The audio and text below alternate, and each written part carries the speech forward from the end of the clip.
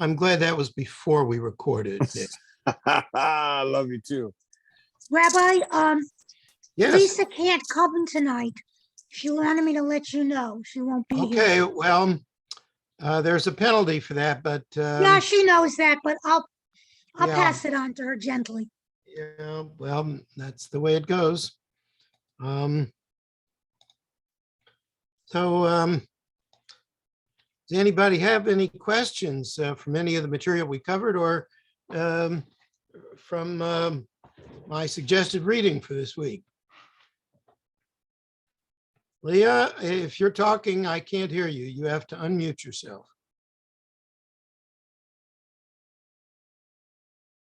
All right, she's not talking to me. Okay. All right, then. So I had suggested that you might want to read a few chapters from 1 Samuel, because this is about the struggle between David and King Saul. Right? Talked about the fact that Saul was very jealous of David. The people loved Saul, but they loved David more. I just, I can't imagine what it would be like for the country to be run by an egomaniac with, a desire to kill anyone who might be more popular than him. So, at any rate, a stretch? I'm sorry? I don't think that's too hard to imagine. Not too hard to imagine. Well, you could. You have a great imagination, Nick. You could probably do it. So here's 1 Samuel 19. Jonathan is good friends with David. Saul wants to kill David. Jonathan says, be prepared. Go into hiding. And if I learn anything, I will tell you. Right? And Jonathan goes to his father and says, everything he's done has been for your benefit. He killed the Philistine. He kills lots of Philistines, right? And, why are you going to kill him without a reason? And Saul says, okay, I'll take an oath. He shall not be put to death. Right? And so they, everything is hunky-dory for a while. Jonathan brings him back to Saul. David serves Saul as he did before, presumably playing the lyre and helping to remedy some of Saul's depression. And again, the Philistines are around. David defeats the Philistines, and Saul forgets the promise that he made, and he tries to pin David to the wall with his spear. Okay? And David runs away. Okay? David's wife, Michal, the daughter of Saul, tells him, if you don't run away tonight, you won't be around tomorrow. And she lets him down from the window. He escapes, and he's off. Okay?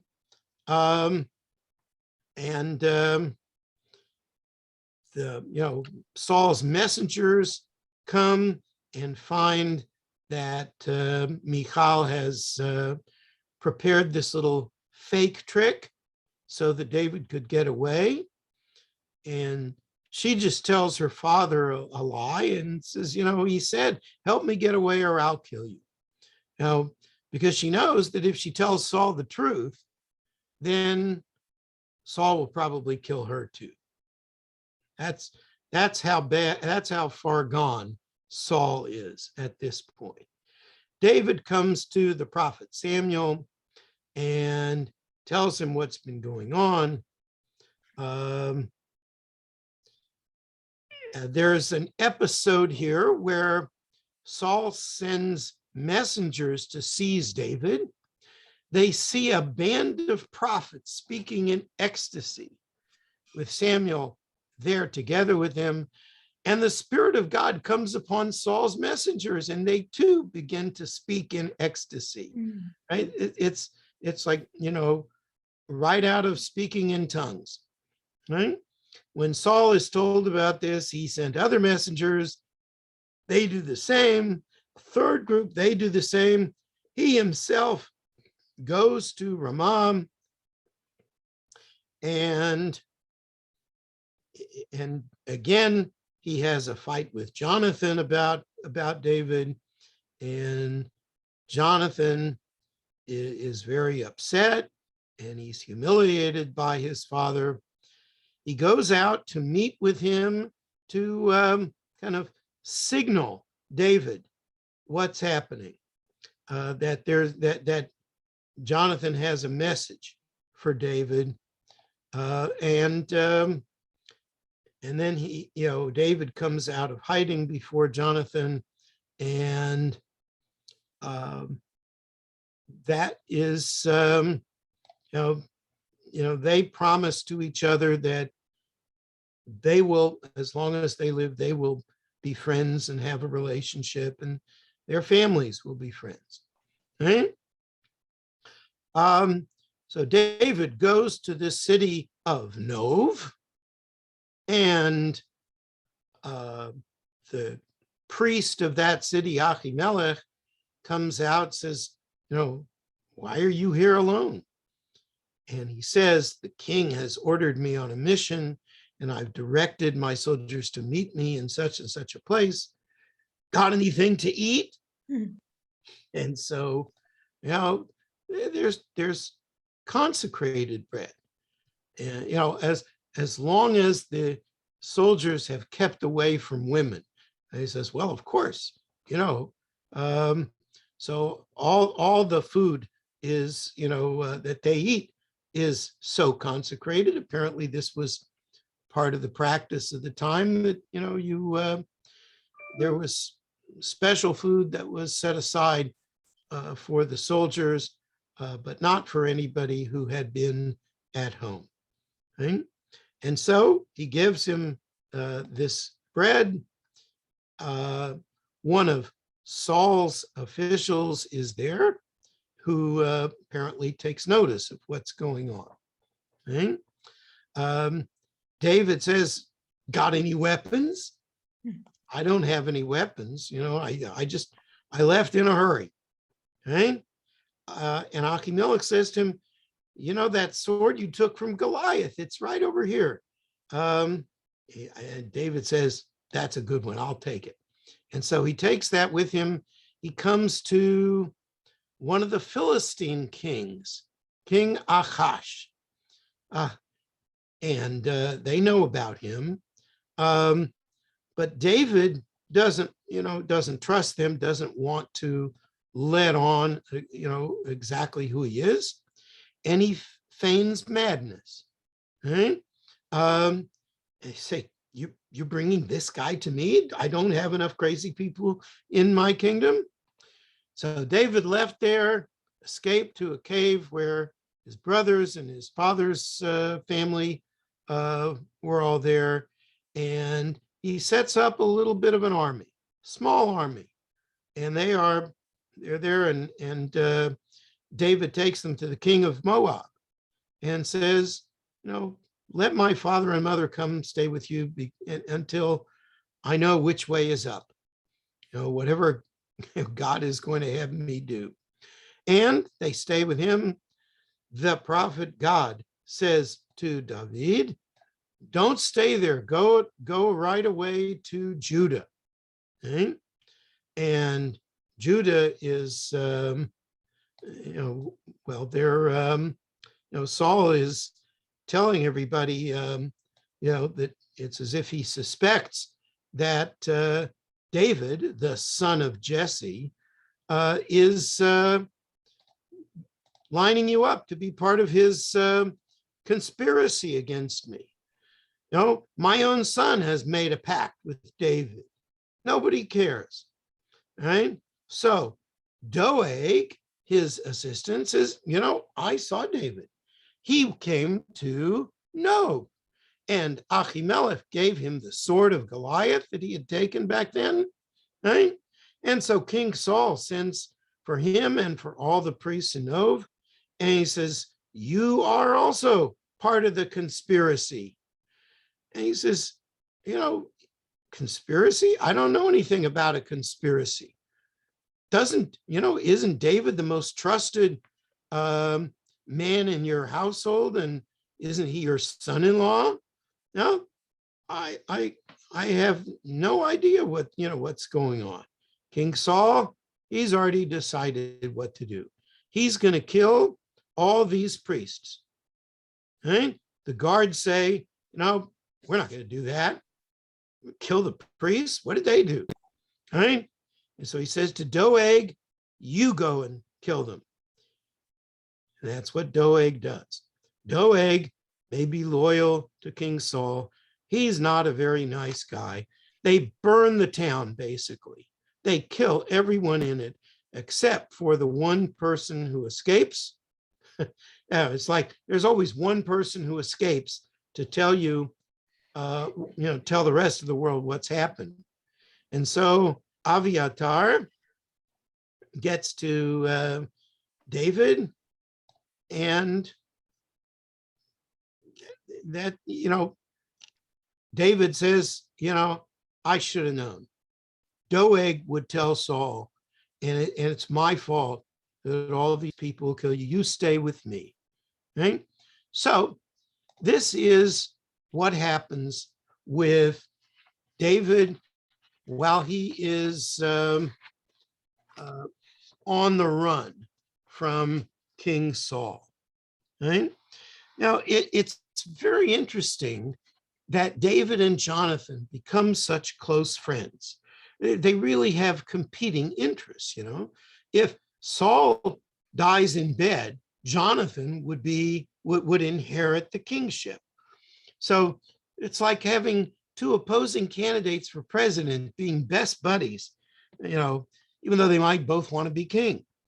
And it even seems as if Jonathan, the son of the king, thinks that David is the better choice for king. Anyway, in the end, which is actually 2 Samuel chapter 1, Saul and Jonathan both die on the battlefield against, well, you guessed it, the Philistines. Right? And David pays respect to Saul. After all, Saul is the Lord's anointed. He is, of course, overwhelmingly saddened by the death of Jonathan. And so, after a little more intrigue, David does indeed become king. Right?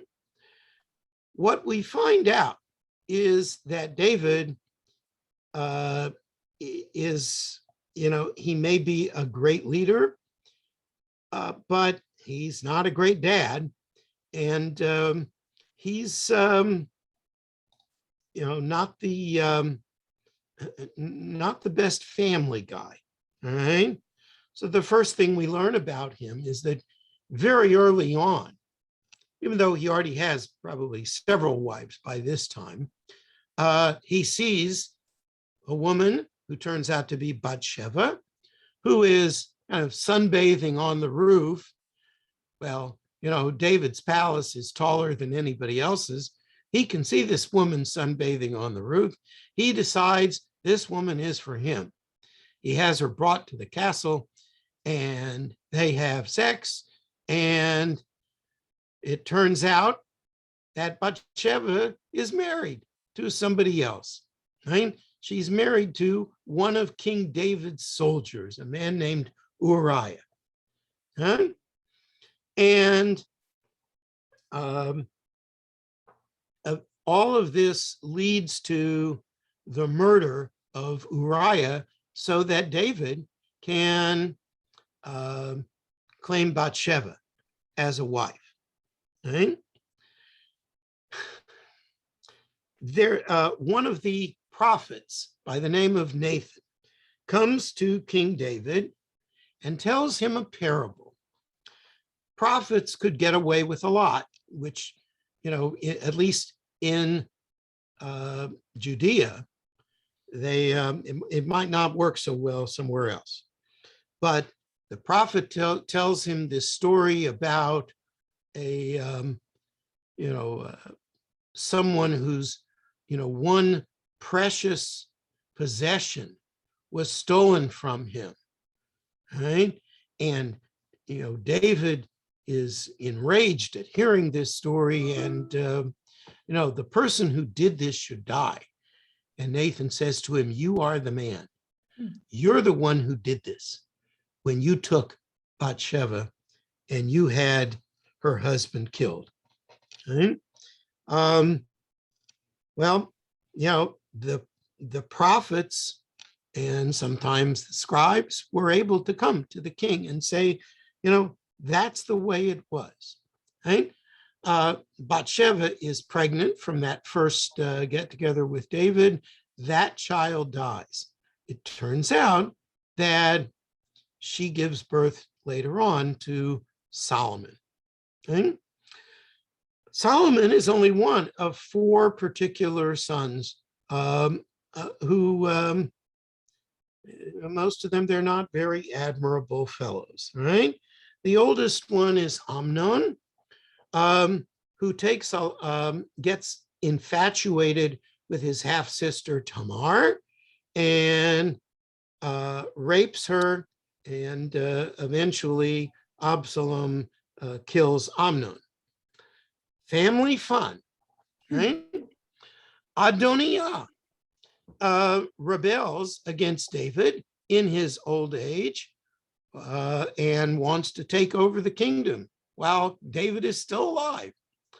Not very good, not a good move, and that doesn't work out very well for him. Absalom, he doesn't wait until King David is old. He's ready to take over the kingdom in quite a long time before David is old.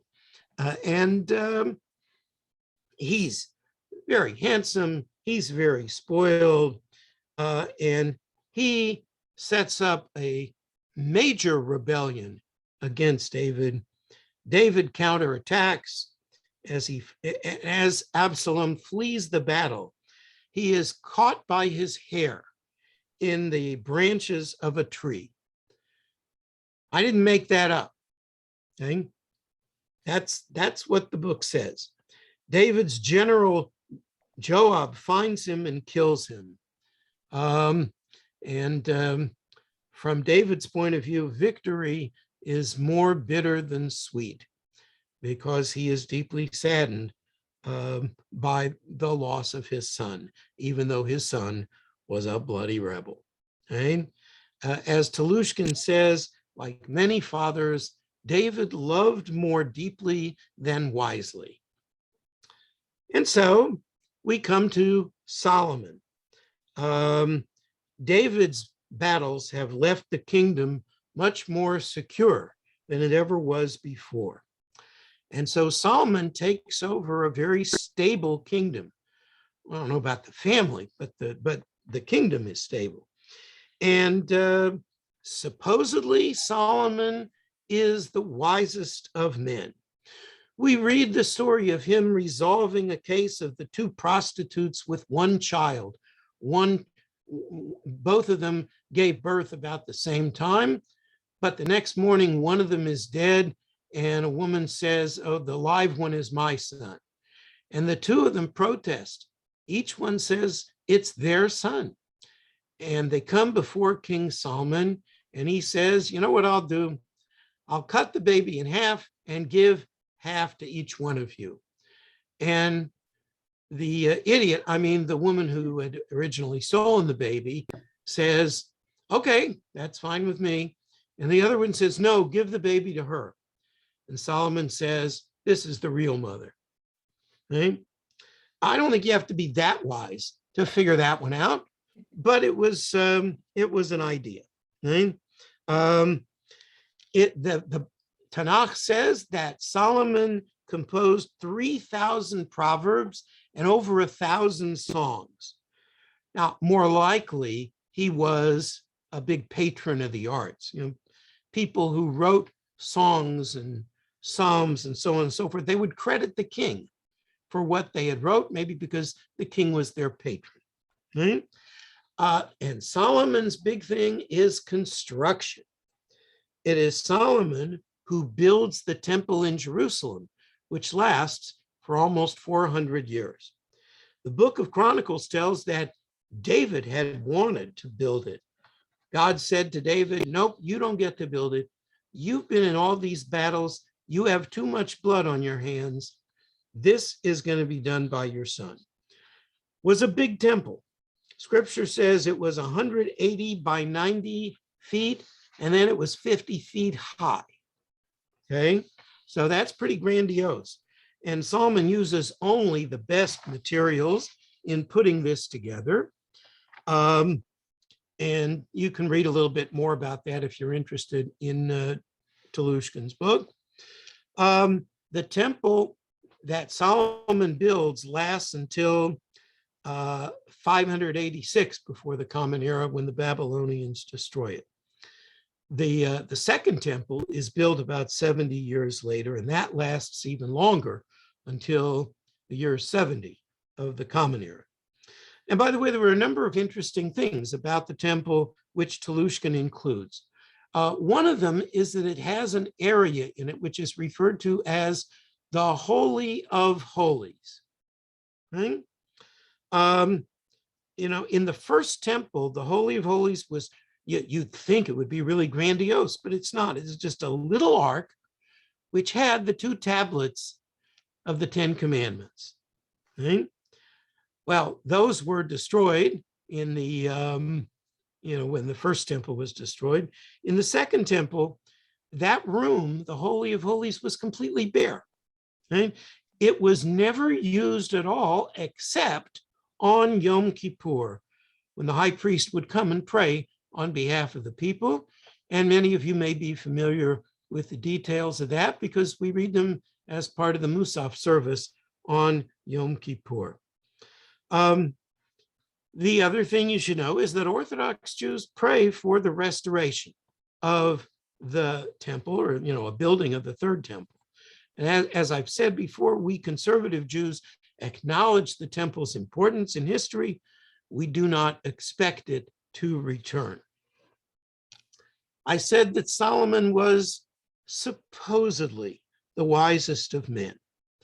Well, the Tanakh tells us that he had 700 wives and 300 concubines. Wise? Really? Not sure about that. How smart could that be? To have 1,000 wives, or wives and concubines. And most of them are the result of alliances with other nations. So most of his wives are not Jewish, and instead of bringing them into the covenant, he establishes idolatrous temples so they can worship in the way that they're accustomed to worshiping. Right? All that the Tanakh can say about this is that God was unhappy. He was not as wholeheartedly devoted to the Lord as David was. But apparently, if you were the son of David, you could get away with a bundle. And you could get away with assessing extremely high taxes. Some of that went to building the temple. Okay, we know that the temple was a big project. Some of those taxes went to other building projects, including those idolatrous temples, houses for 1,000 women and whatever children they had. And again, he could get away with that because, Solomon, King Solomon. But God says, I will take away the kingship from his descendants and leave only Judea, and that only for the sake of his father, David. And when Solomon dies, his son Rehoboam becomes king, And immediately he has to face the issue of taxes because the people are taxed out. And they come to him and they say, give us a break already. We cut the taxes, and the forced labor for all your projects. We loved Solomon, we loved your father, but enough. Who wants to pay these kinds of taxes indefinitely? I don't have to tell you, taxes don't make the leader popular. And so against the advice of his advisors, but along with his young buddies, Rehoboam decides not only to keep the taxes, he's going to raise the taxes. And the book of Kings, 1 Kings chapter 12, quotes him as saying to the representatives of the people, my father made your yoke heavy, but I will add to your yoke.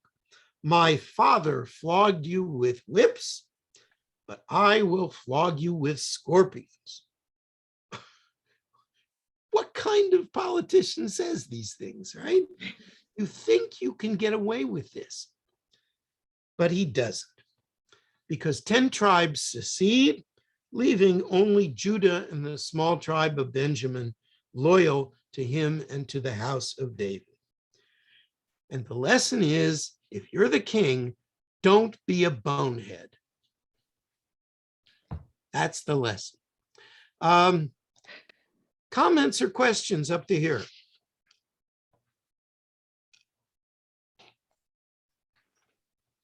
That is quite overwhelming, all that information. And those guys, they did a lot, but boy, they had a lot of drama.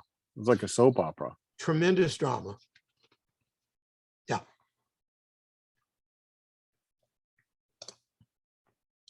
Yes, go ahead, Suzanne. Excuse me. I find it interesting that you read actually about David and the myths that have grown up around him, such that we are sort of taught that David was everything that ever could be. Yes. And yet he really David, wasn't. Melech Yisrael, Chai, Chai, Vekaya. Oh, David, King of Israel, may he live forever. Right? Well, people like to look back at the past and, think it was really great. I don't think David had a very happy life. It's not easy to be king. And, sometimes you're like Bill Clinton, and you think that you can do whatever you want. And it doesn't work that way. And in the end, something, is going to bring you down. And a lot of things bring King David down. Right? Yeah, it seems like really great leaders. I think I learned this from you. They have people with huge potential also have a huge Yetzer Hara, right? So they really have to contend. Like you mentioned, Clinton is brilliant and dynamic and influential, and he has all these amazing talents, and he's super bright and all this, but he also has this monkey on his back throughout his life. It seems like a theme, unfortunately. Yeah, that's a nice way of putting it. But yeah, the Talmud says the greater the man, the greater the Yetzer, the greater the impulse.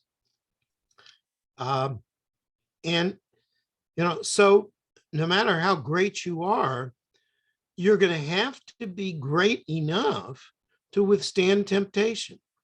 I mean, would JFK have done all the things that he did? He was a serial adulterer, right? If he had known that these things would be written down about them in the lifetime of his kids. I don't know, Rabbi. That's a great question. I don't think so, but you never know. I mean, he was a man of a different era.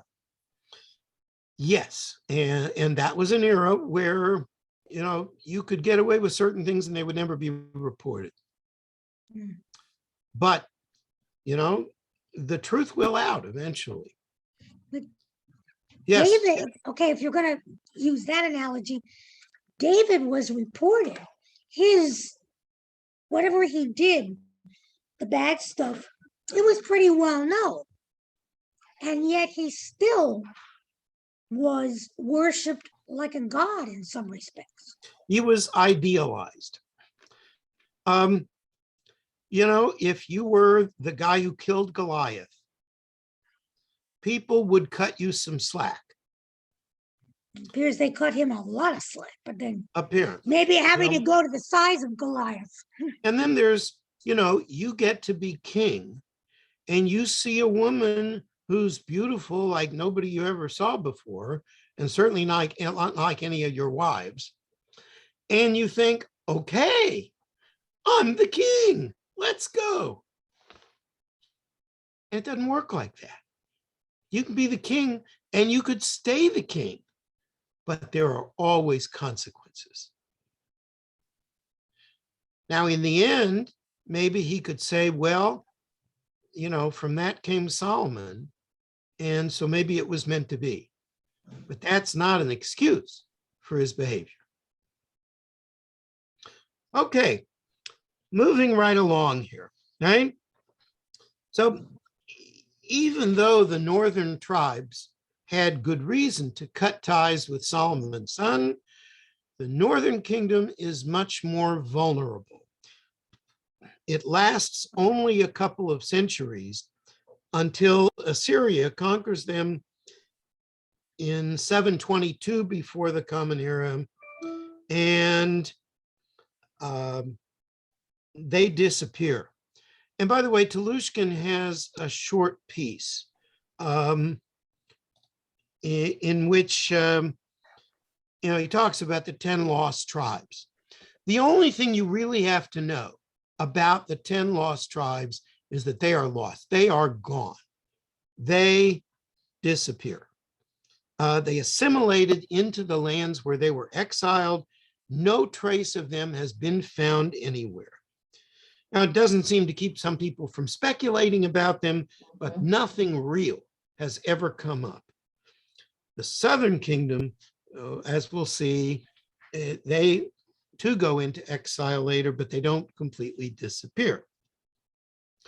Over these next 200 years, since the death of Solomon and the splitting of the kingdom,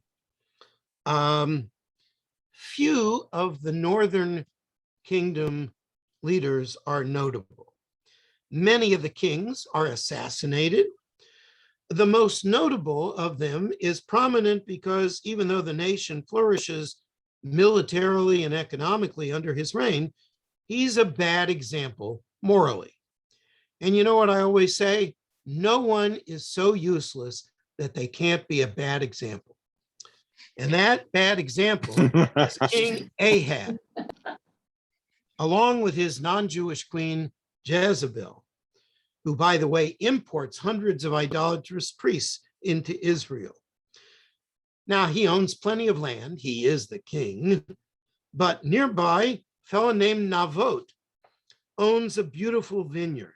Ahab wants it, but Navot doesn't want to sell it. It's been in his family. Ahab gets depressed because he really covets that vineyard. And his wife says, no problem. I got this for you. And she pays 2 people to testify falsely that Navot publicly cursed both God and the king. Treason, right? And conveniently, anyone convicted of treason not only is killed, but they forfeit their property. And guess who gets it? The king. And how do you think God feels about that? Not good. And God sends a prophet to go tell the king what he thinks. And that prophet is the prophet Elijah, who says to the king, have you murdered and also inherited? And Elijah further foretells the downfall of the family and says that dogs will devour the body of Jezebel in the vineyard, which, when there is a revolt, is exactly what happens. And both Ahab and Jezebel have a very ignominious end. Elijah is a very important figure, not only as a prophet, but in Jewish tradition. Now, the Tanakh says that he didn't die like a normal person. He was carried up to heaven in a chariot of fire. So the idea became that Elijah continues to live on a higher plane than where we are, right? He's sort of a go-between from the upper world to our world. And thus, he will be the one who will return to announce the imminent coming of the Messiah when the time is right. So that's why we invite him to our Passover Seder. We open the door for him because he represents that future redemption, which is a parallel to the original redemption from Egypt. And we invite him and even set aside a special chair for him at every circumcision ceremony because, hey, you never know. This boy could be the Messiah, sort of presumes the Messiah will be male. Dubious presumption, I think, but okay. The last of the biblical prophets, Malachi, says that Elijah will do the last miracle before the coming of the Messiah, that he will reconcile the hearts of fathers to sons and the hearts of sons to fathers. That would be a pretty big miracle, right? So Elijah is a very austere figure in reality. After declaring war on the supporters of pagan worship, he runs away from King Ahab and Queen Jezebel. He only comes out to, during a drought, to issue a challenge to 450 priests of Baal. And each side prepares a bull that is slaughtered on an altar and invokes their god to come down in fire and consume the sacrifice. And the priests of Baal go first. And after a period of wild frenzy and something of self-mutilation among many of them, nothing happens. No fire, no consumed offering. Feh. Elijah stands alone with his offering and calls on God, and presto, as if Elijah had thrown lighter fluid on the animal, it goes up in flames. Possibly Elijah was the one who discovered lighter fluid. I don't know. Right? But the crowd of Israelites who are watching this call out, Hashem hu ha-Elohim, the Lord, he is God. That phrase is now included at the climax of the Yom Kippur Nila service, okay? Right at the end of the day. And the Israelite crowd takes it out on the priests of Baal who don't make it out alive. Elijah also performs other miracles such as reviving a dead child, multiplying food for a crowd of people. Sounds like something else you've heard of, right? Right? Who might very well have been modeled after Elijah, the better to be accepted as the ultimate redeemer, right? And there's an interesting episode after this match with the prophets of Baal. He had to run away from King Ahab and Jezebel, of course. He spends 40 days alone in the desert, and he has a mystical experience. And we're going to look at 1 Kings chapter 19, just to see exactly what happens. Presto. Okay. So he's on this journey, and an angel brings him some cake. And with the strength of that meal, he walks 40 days and 40 nights all the way to the mountain of God. Horeb is often identified as Sinai, right? The place of the giving of the Torah. And so he spends the night in a cave, and then the word of the Lord comes to him and says, "Why are you here, Jeremiah?" And Elijah. And Elijah says, "I am moved by zeal for the Lord God of hosts, because your Israelites have forsaken your covenant, torn down your altars, put your prophets to the sword. I alone am left, and they are out to take my life." And God says, "Come out, stand on the mountain before the Lord." And the Lord passed by, And there was a great and mighty wind, splitting mountains and shattering rocks by the power of the Lord. But the Lord was not in the wind. After the wind, an earthquake. But the Lord was not in the earthquake. After the earthquake, fire. But the Lord was not in the fire. And after the fire, translates here as a soft murmuring sound, but you may have heard the alternative translation, the still small voice. And that is where God was.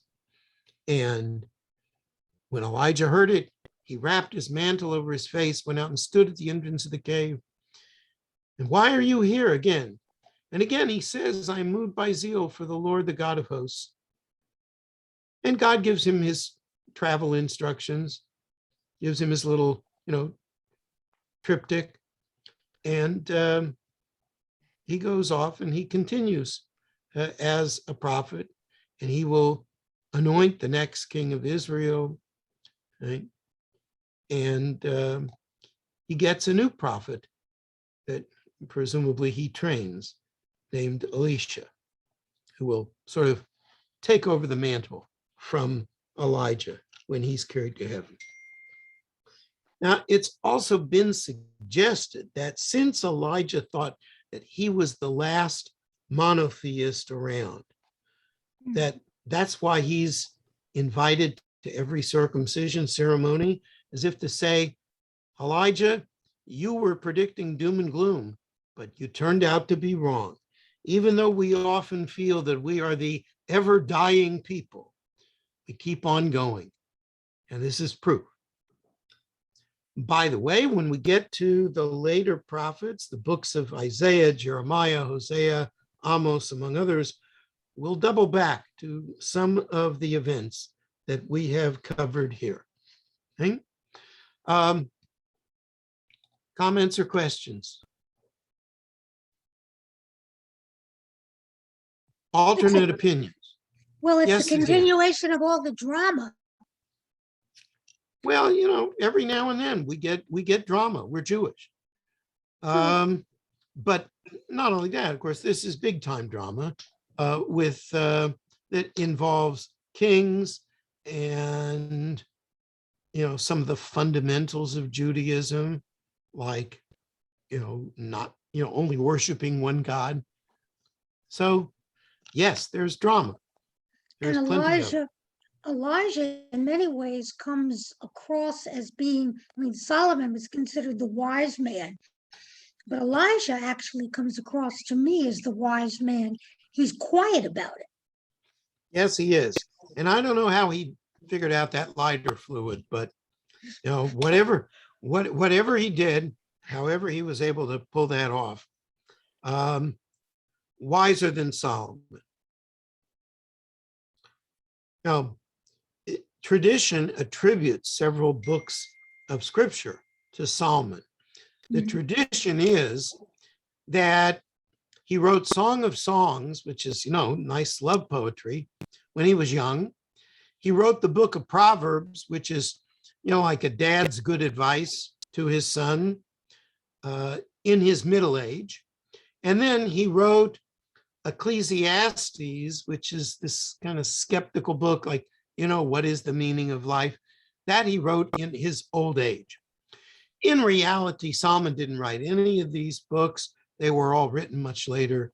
That's been pretty well demonstrated in biblical scholarship. But, so maybe Solomon wasn't so wise, and maybe Elijah was the keeper of wisdom. And yet the only Other time comment. the I'm only time sorry, we think go ahead. about him is Passover. Well, maybe, if, I have been to more than a few brisses over the years. True, yeah. Okay, So I'm there's sorry about that.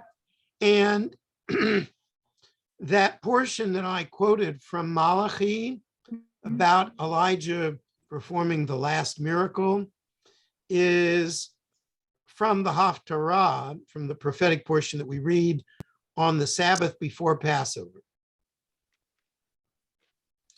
So, if you keep your eyes open, you see a lot more about Elijah. And then, of course, we sing about Elijah every Saturday night, right? When we make Havdalah, the ritual separating Shabbat from the rest of the week, just like we make Kiddush on Friday night, we make Havdalah at the end of Shabbat. So we sing Eliyahu Hanavi, okay? And it's like a prayer. Maybe this will be the week. Maybe the Redeemer will come this week. I'm not taking bets to that effect, but you never know. And morally, wouldn't you like to be ready just in case? So, don't steal anybody's vineyard this week, right? Don't get into any trouble because, you want to be ready just in case judgment calls, or for that matter, the Messiah calls. You don't want to be left behind when the Messiah calls, because that bus is not going to take the road to Jerusalem. The bus is actually going to fly to Jerusalem. So, take us all back. That's at least, my opinion. So now we come to the end of the southern kingdom, which is conquered in 586 before the Common Era, after a terrible siege of Jerusalem by Nebuchadnezzar, the Babylonian king. 586 before the Common Era. That's a very important date. It's the second time in 12 years that Judea revolted against Babylonia. So Nebuchadnezzar decided he wanted to make sure there wasn't going to be another one. And so first he kills the sons of King Zedekiah, and then he blinds the king himself. And second, he destroys the temple, burns it to the ground. And third, he takes anyone of any prominence into exile into Babylonia, leaving behind a few poor Jews to fend for themselves as best they can. So Jewish life, as the Jews had known it, came to an end. And what did this mean for the Jews who survived?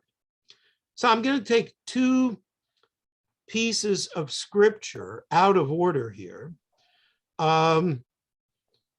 because they are very useful for understanding exactly what happened. I want to show you first the beginning of Lamentations. Right?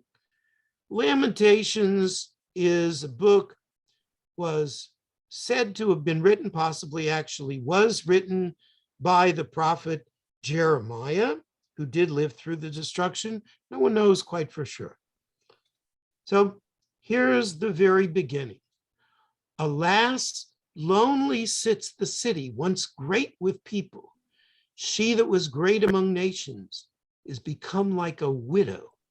The princess among states has become a thrall. Bitterly she weeps in the night, her cheek wet with tears. There is none to comfort her of all her friends. All her allies have betrayed her. They have become her foes. In other words, all those nations that Judea thought would come to their aid when Babylonia attacked, never happened, right? They betrayed her. Judah has gone into exile because of misery and harsh oppression. When she settled among the nations, she found no rest. All her pursuers overtook her in the narrow places. Zion's roads are in mourning, empty of festival pilgrims. All her gates are deserted. Her priests sigh. Her maidens are unhappy. She is utterly disconsolate. Her enemies are now the masters. And here's one very interesting piece. Why? Because the Lord has afflicted her for her many transgressions. Her infants have gone into captivity before the enemy. And just to show you how bad it really was when they were defeated. Right? My priests and my elders have perished in the city as they searched for food to keep themselves alive. Outside, the sword deals death. Indoors, the plague. Okay? It's terrible suffering that has been imposed on the survivors. They have bartered their treasures for food to keep themselves alive. Right? And we read this book, all 5 chapters of it, on the anniversary of the destruction, the 9th of Av, Tisha B'Av. Because it falls in the dead of summer, you may be less likely to be aware of this than just about any other significant day on the Jewish calendar. It is also a full fast day. Traditional Jews observe a fast from sundown to sundown.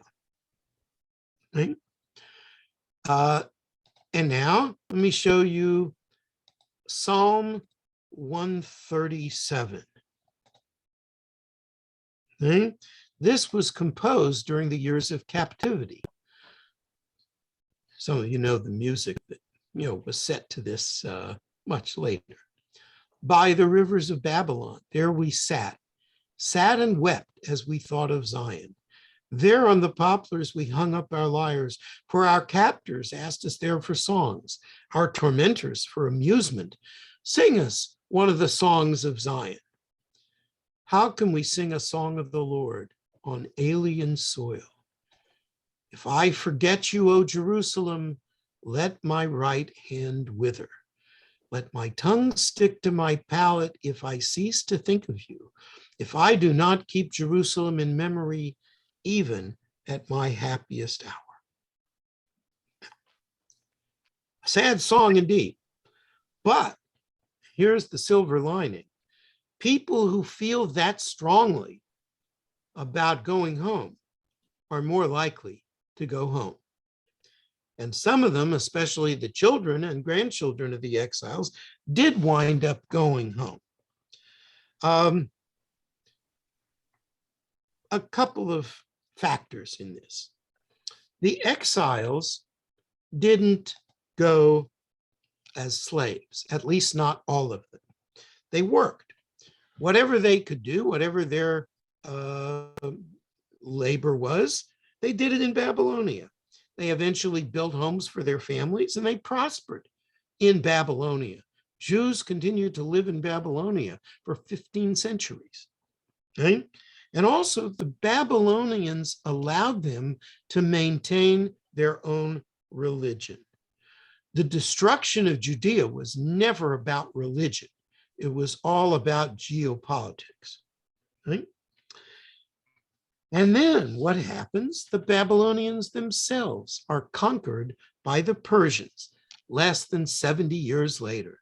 You know what? The enemies of Israel, they come, they go. That's how it is. King Cyrus of Persia tells the Jews, you want to go back and cultivate your land, bully for you, you're welcome to return. Now, by the way, many of them did not. They'd already established themselves in Babylonia. They were in many ways like American Jews, because, for us, many of us cannot imagine ever going to live in Israel today under much easier circumstances than it would have been 2,500 years ago, right? You can understand exactly how some of the Jews living in Babylonia felt. They found that they didn't need the land in order to have Judaism. But it did help that people were still, at least mentally and spiritually, connected to the land.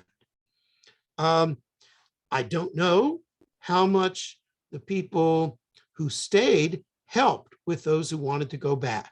I don't think they had little blue charity boxes like the Jewish National Fund boxes, those kind of charity boxes that existed in my lifetime. Right? but they did help others go back. They did give money, just like American Jews today give money if they feel connected to Israel. They support a variety of causes, or they will even go visit in Israel, send our children to Israel for a summer trip or a year abroad. And it's a big part of our Judaism. Babylonian Jews did that too.